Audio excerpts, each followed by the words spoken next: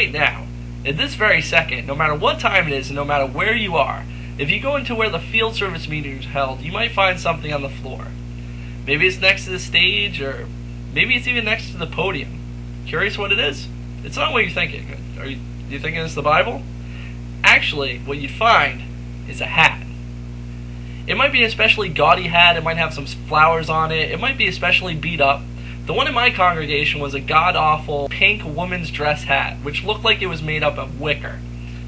For those who are wondering exactly why a hat would be in this area, that's because men are not always available to lead in the field service, and according to the Bible, when women pray, they need to cover their heads. That's in 1 Corinthians chapter 11, verse 5. For the womanists out there, or the progressive men who might think this is kind of an arbitrary practice that needs to be updated to the time, active Jehovah's Witnesses state they're bound to the Bible and basically their hands are tied. Can a scripture be ignored in order to treat a human being more equally? 1 Corinthians chapter 14, verse 34 says, "The women keep silent in the congregations, for it is not permitted for them to speak, but let them be in subjection, even as the law says."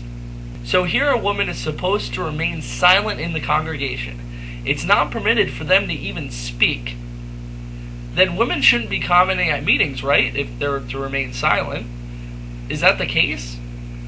1 Timothy chapter 2, verse 12 says, "I do not permit a woman to teach, or to exercise authority over a man, but to be in silence." So women can't teach. That must mean women don't give talks, right? Is that the case? Yes, I realize that women give talks differently than men. They give them in a setting as if they were at a study, but can men not learn from these talks?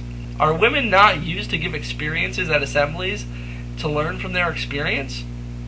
I mean, what scriptures need to be followed and which scriptures should be ignored when dealing to women's role in the congregation? So tough question number 43 is, if women must cover their heads to pray due to following the Bible explicitly, why do women comment and give talks since the Bible speaks against it? Wanna please, wanna keep, wanna treat your woman right. Not just go, but to show that you know she's worth your time. You will lose if you choose to refuse to put her first.